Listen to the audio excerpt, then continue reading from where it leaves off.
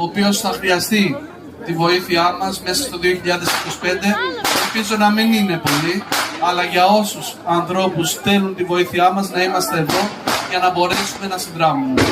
Κλείνοντας όμως, εκ μέρους του Δημοτικού Συμβουλίου, των Αντιδημάρχων, να πω ξανά, να έχουμε υγεία ο καθένας στην οικογένειά του, να έχουμε προκοπή, ευτυχία και να μπορέσουμε να δούμε τους ανθρώπους που αγαπάμε, τους διπλανούς μας, να είναι κάθε μέρα χαμογελαστοί.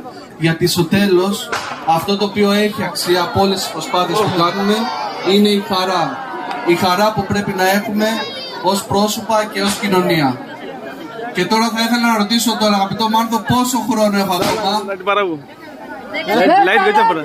5 λεπτά. 10. Κοιτάξτε. Η αλήθεια είναι ότι συνήθως με κατηγορούν γιατί μιλάω πολύ. Τώρα πρέπει να παρατείνω.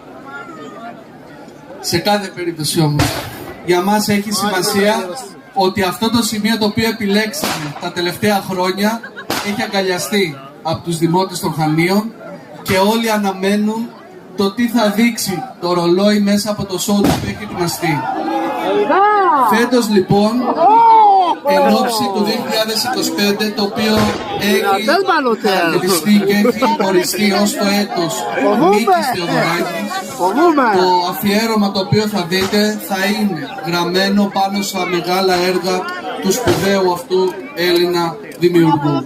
Ο Μίκης Θεοδωράκης λοιπόν από εδώ, από τη γενέτειρά του και από τον τόπο που ο ίδιος επέλεξε ως τελευταία κατοικία, θα ξεκινήσει και θα δώσει το ένασμα της χρονιάς Μίκης Θεοδωράκης μέσα από τη φώτα και μέσα από τους ήχους που θα παρακολουθήσουμε όλοι σε λίγο και θα ξεκινήσει η μεγάλη αντίστροφη μέτρηση για να υποδεχτούμε όλοι μαζί το νέο έτος.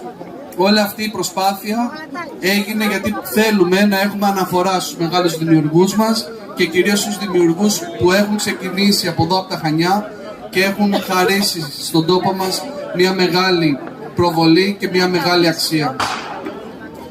Έχω ακόμα 3 λεπτά και θα συνεχίσω.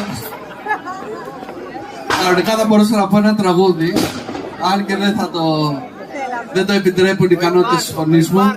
Αυτό όμως που έχει σημασία και θέλω να επιμείνω σε αυτό είναι ότι όλοι εσείς περιμένετε με μεγάλη ανυπομονησία να δείτε το show το οποίο θα ξεκινήσει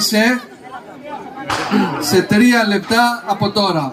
Ξεκινάμε λοιπόν σε 3 λεπτά για να πούμε την μεγάλη αντίστροφη μέτρηση και όλο αυτό θα μας κάνει μια μεγάλη παρέα, μια μεγάλη αγκαλιά για να ξεκινήσουμε με αισιοδοξία.